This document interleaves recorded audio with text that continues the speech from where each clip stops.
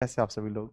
उम्मीद करता हूँ कि बहुत अच्छे होंगे, बहुत स्वस्थ होंगे और बहुत सुंदर होंगे।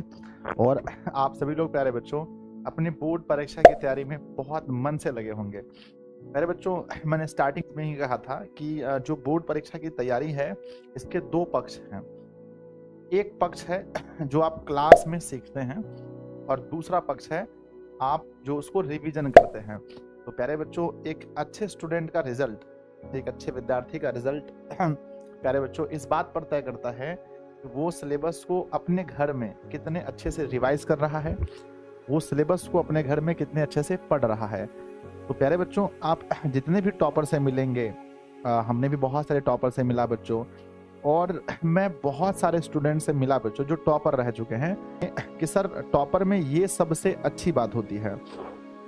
अरे बच्चों, किसी भी टॉपर को आप उनको देख लो, चाहे आपके पास आसपास में भी कोई भैया बहन कोई भी है जो टॉपर बना हो, जो अच्छा अंक लाया हो, उसमें एक चीज आप कॉमन देखेंगे और वो होता है सेल्फ स्टडी। बच्चों क्या होता है?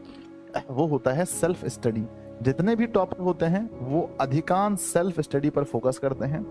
यानी आप एक चीज तो तय कर लीजिए कि हमारा सिर्फ किसी दूसरे पर डिपेंड होने से, सिर्फ पढ़ने से, सिर्फ यूट्यूब की वीडियो देखने से आप टॉपर नहीं हो सकते हैं। ये बात तो आप तय कर लीजिए, सुनिश्चित कर लीजिए कि हाँ, जब तक आप उसको प्यारे बच्चों आप उसको अब एक बात बताइए, अगर हम मान के चलिए कि भोजन भोजन कह रहे हैं, हम सिर्फ क्या कह रहे हैं? भोजन भोजन।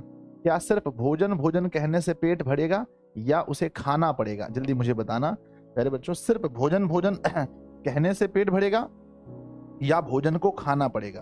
तो पेट भरने के लिए भोजन को खाना पड़ता है।